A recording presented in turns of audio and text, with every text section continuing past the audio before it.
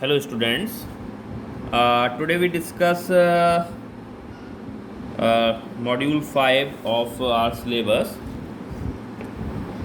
और उस पूरी मॉड्यूल में हम कुछ स्टैंडर्ड नोटेशंस यूज़ करेंगे like we all know that P means probability of success, Q stands for probability of failure, while they are connected with a relation that is P plus Q equals to 1. तो जो भी हमारे पास probability of success और probability of failure है, जो भी हम उसको मान रहे हैं फॉर अ टाइम बीइंग, उनका हमेशा सम जो होगा वो 1 के बराबर होगा. फॉर एग्ज़ाम्पल, अगर मैं आपसे बोलता हूँ कि एक कॉइन को मैंने टॉस किया और सपोज़ मेरे हेड आना जो है वो मेरे लिए प्रोबेबिलिटी ऑफ सक्सेस है. मैंने हेड को माना कि हेड आएगा, तो वो मेरे लिए प्रोबेबिलिटी ऑफ सक्सेस हुआ. सामने वाले के लिए प्रोबेबिलिटी ऑफ सक्सेस क्या हो जाएगा? वो टेल का आना. तो ये कॉन्टेक्स्ट जैसा भी होगा उसके हिसाब से प्रोबेबिलिटी ऑफ सक्सेस और प्रोबेबिलिटी ऑफ फेलियर चेंज होता जाएगा. Is it? तो जैसे हेड आया तो उसकी probability we all know that 1/2 होगी. टेल आया उसकी प्रोबेबिलिटी 1/2 होगी कॉइन के केस में, कॉइन टॉस के केस में. तो वो 1/2 + 1/2 दैट इज़ 1. तो हमेशा ही P + Q जो होगा वो 1 के बराबर होगा. Now come to the first point which is binomial distribution. This is the most important topic.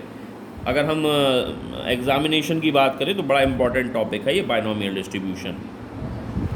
Probability of R successes in end trials. What is the meaning of this line? Probability of R successes in end trials. I explained you. Suppose हम लोग एक बात कर रहे हैं एक ऐसे परिवार में जहाँ 4 बच्चे हैं. There are 4 children. तो जो और उनमें हम लोग डिफरेंट टाइप की प्रोबेबिलिटीज़ निकालना चाहते हैं. फॉर सपोज़ हमने ये कहा कि इन 4 बच्चों में से केवल 2 बच्चे हों, उसकी प्रोबेबिलिटी क्या होगी. मैं पूरा सेंटेंस एक कंप्लीट करता हूँ. ये क्वेश्चन का ये एक फॉर्म है, उसको मैंने लिया हुआ है. सपोज़ मैंने कहा कि एक 800 परिवार हैं, उनमें हर एक के पास 4 बच्चे हैं. तो आप प्रोबेबिलिटी निकालिए कितने परिवार ऐसे होंगे जिनके पास 3 बच्चे लड़के हों और एक जो है एक लड़की हो. 4 में से 3 जो है वो लड़के हों और एक जो है वो लड़की हो. तो अब इसी वाले सेंटेंस को अगर हम लोग ध्यान से समझें तो जो 4 बच्चे हैं एंड वो that is called trials, that is trials. तो 4 यहाँ पर जो होगा वो ट्रायल्स होगा. अब मैंने 2 क्वेश्चन यहाँ एक क्वेश्चन करा कि 3 बच्चे 3 लोग जो हैं वो 3 लड़के हों. तो लड़कों का होना अगर सक्सेस है तो P3 यानी कि यहाँ पर जो R की वैल्यू है दैट इज़ 3 होगी. और कैपिटल N जो भी हम आगे यहाँ पर मैं और डिस्कस करूँगा, कैपिटल N जो होगा that is in R case 800. तो ये आपको डिफरेंस समझना होगा, सक्सेसेस का मतलब, ट्रायल्स का मतलब, और कैपिटल N मतलब जिस पे हम टोटल उसकी फ्रीक्वेंसी जो हम लोग डिसाइड कर रहे हैं वो चीज़. क्वेश्चंस और आएंगे तो मैं और एक्सप्लेन उसको अच्छे से कर पाऊँगा आपको. Now the formula of binomial distribution is this one. Pxr or Pr, sometime we write as Px equals to R. That is called probability of success. That is called probability of success over the variable x, or simple probability of R success. It is given by NCR, P to the power R, Q to the power n minus R. जबकि R कहाँ से कहाँ तक very कर सकता है? 0, 1, 2, 3 up to n तक. Total n possibilities होते हैं. जितने ट्रायल्स होंगे, अब ट्रायल से ऊपर तो जा नहीं सकता भाई. 4 बच्चे अगर हमने लिए तो हम ये कैसे कर सकते हैं कि 5 बच्चे हों जो लड़के हों. तो टोटल अगर हमने ट्रायल्स ही n लिए हैं तो फिर R की वैल्यू कहाँ से कहाँ तक मूव कर सकती है? 0 से लेकर n तक मूव कर सकती है. तो मैंने यहाँ पर नोट कर दिया PR is called binomial probability distribution. अब जो मैं भी आपसे बात कर रहा था कि फ्रीक्वेंसी डिस्ट्रीब्यूशन कैसे डिसाइड किया जाएगा. जैसे 800 परिवार लिया हमने, तो 800 परिवारों में से जिनके पास 3 लड़के हों उनको अगर आपको निकालना है that is called the frequency expect. तो सिंपल क्या करना है, जो भी रिज़ल्ट आया उसको आपको कैपिटल N से और मल्टीप्लाई कर देना है, वो आपके पास फ्रीक्वेंसी उसकी आ जाएगी. अब हम यहाँ पर 3 टाइप के डिस्ट्रीब्यूशंस पढ़ेंगे. Binomial distribution, Poisson distribution, normal distribution. तो किस तरह से उनको डिस्टिंग्विश करेंगे, उनमें डिफरेंशिएशन किस तरह से करेंगे, तो उसके लिए थोड़ा सा एक चीज़ कहा गया कि बाइनोमियल में n जो होगा, मतलब जो नंबर ऑफ ट्रायल्स होंगे, they are finite and small, उनकी संख्या निश्चित होगी और छोटी होगी। n बहुत बड़े नहीं होंगे कि आपने कहा 500 हो जाएं, प्रैक्टिकली 20 या 20 से कुछ कम ऐसा कुछ होगा, देखने को मिलेगा। These are not very hard and fast rule, but थोड़ा सा उसको डिफ्रेंशिएट करने के लिए ऐसा कुछ बनाया गया। और साथ ही साथ क्या होगा, P और Q आर नियरली इक्वल। तो जो P और Q हैं, मतलब probability of success and probability of failure, they are nearly equal. Now the very useful part of this distribution, this mean of binomial distribution। तो ये examination point of view से students बहुत important है, इसको please करके ज़रूर जाइएगा। Mean of binomial distribution, this is the formula of mean equals to mu one dash, this is the standard notation which is first movement about origin. It is called first moment about origin, and the first moment of origin is given by summation r running from 0 to n r into probability of success. So in our case, probability of success is NCR p to the power r q to the power n minus r.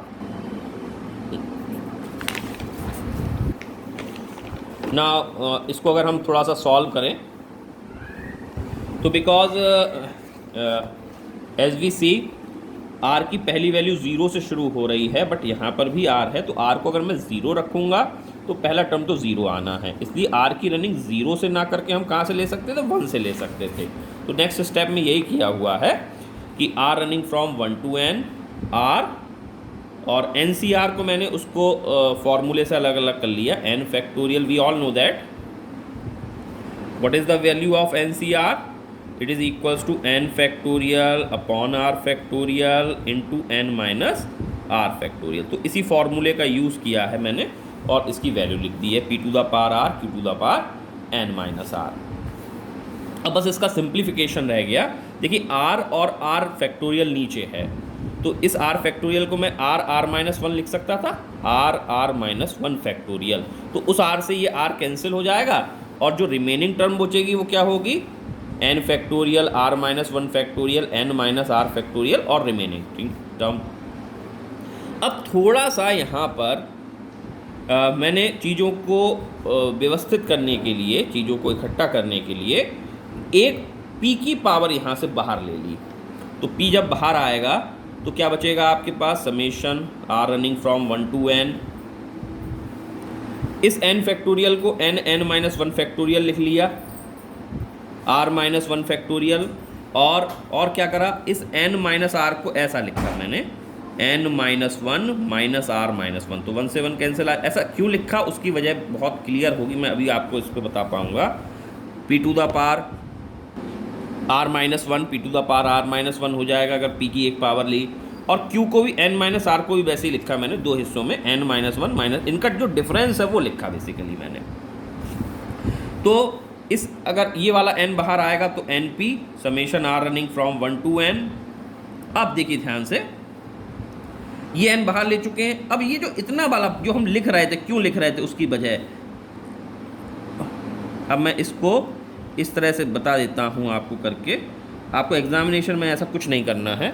तो ये जो part आ रहा है, ये part जो आ रहा है, n बाहर ले लिया, तो ये जो पार्ट आ रहा है इसको अगर आप ध्यान से देखें तो n माइनस 1 देखिए first value upon this value और इनका डिफरेंस, तो ये वाला फॉर्म रिप्रेजेंट कर रहा है ये, मतलब ये चीज़ क्या हो जाएगी, n minus 1 c r minus 1, और p पर कौन सी पावर जो नीचे है वो ऊपर आ गई, और q पर कौन सी पावर, इन दोनों का डिफरेंस। तो ये कुछ इस तरह से ही आपको वापस मिल जाता है चीज़, बस फर्क क्या होगा, n की जगह n माइनस 1 हो गया, r की जगह r माइनस 1 हो गया। Now what it becomes np, और ये जो पूरा एक्सप्रेशन आ रहा है समेशन का, ये बन जाएगा p plus q to the power n minus 1। ये कैसे बनता है इसको मैं यहाँ पर एक्सप्लेन किया हुआ है, नोट। अगर p प्लस क्यू या q प्लस p ले ले, उल्टा मैं ले लेता हूँ, चलिए यहाँ पर एक ही बात है, उससे फिर आसानी रहेगी समझने में। q plus p to the power n लेंगे तो q to the power n plus nc1 q to the power n minus 1 into p plus nc2 q to the power n minus 2 into p square, ये binomial का form था। ncr q to the power n minus r into p to the power r, ये बनेगा। तो अगर मैं इसको summation form में लिखूँ तो summation r running from 0 to n n c r p to the power r q to the power n minus r मिलेगा ये। तो इसका मतलब ये रिजल्ट किसके बराबर होता है, P plus q to the power n के बराबर होता है। तो अभी जो मैंने वैल्यू लगाई थी वो किसके बराबर होगी, P plus q to the power n minus 1 के बराबर होगी।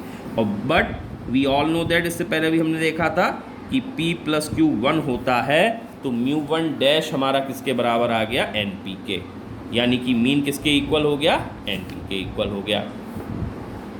अब इसी तरह से मीन जब हम निकाल चुके हैं तो अब बात करिए वेरिएंस की, वेरिएंस ऑफ बाइनोमियल डिस्ट्रीब्यूशन। अब वेरिएंस ऑफ बाइनोमियल डिस्ट्रीब्यूशन का फॉर्मूला आपको ये याद रखना पड़ेगा, what is the variance, mu 2 dash minus mu 1 square, mu 1 dash square, mu 2 dash square. What is the mu 2 dash square, second moment about origin. जिस तरह से mu 1 dash first moment about origin होता था, वैसे ही mu 2 dash क्या है, second moment about origin. And the formula of mu 2 dash is summation r running from 0 to n r square p r, वो r into p r होगा, ये are square p are. और अभी हमने ये चीज़ यहाँ पर मीन में प्रूव करी थी कि म्यू 1 डैश किसके बराबर होता है, एन पी के बराबर होता है। तो ये आ गया ना। अब थोड़ा सा ट्रिक क्या करना है कि आर स्क्वायर को थोड़ा सा इस तरह से लिखना है, क्योंकि हमें फैक्टोरियल वाले टर्म्स यूज़ करने हैं। अभी जैसा हमने ऊपर देखा था कि फैक्टोरियल वाली चीज़ें आएंगी, तो आर स्क्वायर को कुछ ऐसा लिख लिया हमने, आर माइनस 1 प्लस आर। देखिए आर स्क्वायर ही वापस आपको मिलेगा, r into r square, minus r plus r cancel, तो आर स्क्वायर ही आपको मिलेगा। इसके लिखने की वजह बहुत सिंपल थी, क्योंकि हम फैक्टोरियल में ये सब नोटेट करने वाले हैं, इसलिए मैंने इसको कुछ ऐसा लिखा हुआ है। ठीक है, म्यू 2 डैश अभी आपको बताया था मैंने, सेकेंड मोमेंट अबाउट ऑरिजिन था। अब आप उसको अलग अलग कर लीजिए, दो हिस्से जो हमने बनाए थे। तो r running from 0 to n r minus 1 p r, summation r running from 0 to n r into p, ये अलग अलग कर लिए मैंने, सेपरेट करा है, लास्ट वाले टर्म्स को सेपरेट करा है। और म्यू 1 डैश अभी एन पी था, तो एन पी का स्क्वायर हो जाएगा। अब जैसे यहाँ पर आर को जब 0 रखेंगे तो 0 मिलेगा, आर को 1 रखेंगे तो भी 0 मिलेगा। तो आर की रनिंग हमने कहाँ से शुरू कर दी, 2 से कर ली। 0 1 रखने पर 0 ही मिलेंगे टर्म्स, तो आर की रनिंग कहाँ से करी, 2 से करी हमने। आर माइनस 1 और ये पी आर मतलब बाइनोमियल डिस्ट्रीब्यूशन, तो फॉर्मूला लिख लिया, n c r p to the power r q to the power n minus r. और ये वाला पार्ट क्या है, अभी इससे पहले म्यू 1 डैश था, मतलब मीन था, और मीन किसके बराबर, एन पी के, तो एन पी लिख लिया, minus n square p square. अब आप थोड़ा सा फिर से भाई वापस आइए कि हमें अब करना क्या है। यहाँ पर देखिए आर माइनस 1 है, तो वापस एन सी आर को आपने फैक्टोरियल नोटेशन में लिखा, n factorial r factorial n minus r factorial remaining things as such plus n p minus n square p square. अब मैंने क्या काम करा यहाँ से कि देखिए आर माइनस 1 है, तो जब मैं यहाँ से कैंसिल करूँगा तो आर माइनस 1 आर माइनस 2 मिलेगा, इज इट, आर माइनस 2 मिलेगा। तो मुझे भी पी पर आर माइनस 2 ही लेना होगा, तो इसलिए मैंने क्या काम करा, पी स्क्वायर पहले से ही बाहर ले लिया। पी स्क्वायर जब बाहर लेंगे तो r running from 2 to n factorial r minus 2 n minus r factorial, और यहाँ से जब पी स्क्वायर बाहर ले लिया तो ये बचा, और रिमेनिंग टर्म्स एज सच ले ली हमने। अब इसको सिंप्लीफाई करते हैं, p square r running from 2 to n. Now what is the n factorial, n minus 1 n minus 2 factorial, ये इसलिए लिखा क्योंकि नीचे आर माइनस 2 है, तो हम ये चाहते हैं कि ये वापस n minus 2 c r minus 2 बन जाए, इसलिए मैंने इसको इस तरह से ब्रेक करके लिखा एन माइनस 1 को, बाकी चीज़ें एज सच। फिर से हमने वही काम करा, एन माइनस 1 बाहर ले लिया, तो n minus 1 p square r running from 2 to n minus 2 factorial r minus 2 factorial, और इस एन माइनस आर को इन दोनों का डिफरेंस के फॉर्म में लिख लिया। इसी तरह से P पर R माइनस 2 और Q भी इन दोनों का डिफरेंस के फॉर्म में लिख लिया, एन पी और minus n square p square, ये एज सच लिखे। अब n minus 1 p square summation r running from 2 to n, और ये वाला पार्ट कितना हो गया, इतना हिस्सा, ये कितना हो गया, ये वाला पार्ट, ये वाला पार्ट कितना हो गया, ये आप मेंशन नहीं करिएगा एग्जामिनेशन, मैं तो बता रहा हूँ, ये वाला पार्ट कितना हो गया, n minus 2 c r minus 2 हो गया। फिर p to the power r minus 2 q to the power n minus 2 minus आर minus 2 plus n p minus n square p square. Now it is very simple, n - 1 p²। और जिस तरह से last में हमने देखा था वही चीज़ यहाँ पे भी होगी कि p + q n-1 ना होकर अब ये पावर n-2 का हो जाएगा। लेकिन p + q चूँकि 1 होता है, because we all know that p + q = 1, that's why n-1 p² plus this becomes 1 plus np - n² p²। अब इसको थोड़ा सा सिंप्लीफाई करेंगे। देखिए यहाँ से n² p² पॉजिटिव है और ये -n² p² ये कैंसिल हो जाएगा, तो क्या बचेगा? -np² + np बचेगा। np कॉमन ले लेंगे तो 1 यहाँ से और -p यहाँ से, p + q 1 होने के कारण 1 - p हो जाएगा q, तो आपके पास वैल्यू क्या आ जाएगी? npq आ जाएगी। तो इस तरह say that is variance of binomial distribution किसके बराबर हो गया? npq के। Now the final thing is standard deviation. Standard deviation is given by √ of variance, so it is very clear now because variance is npq, so that's why standard deviation is √ of npq। तो ये बड़ा important topic था कि mean, variance और standard deviation निकालना binomial distribution के लिए। कल हम लोग इसके क्वेश्चंस डिस्कस करेंगे, तो तब तक के लिए आप ये पूरे अच्छे से इसको तैयार कर लीजिएगा। कल मैं इसके क्वेश्चंस आप लोगों को और कंटिन्यू करूँगा।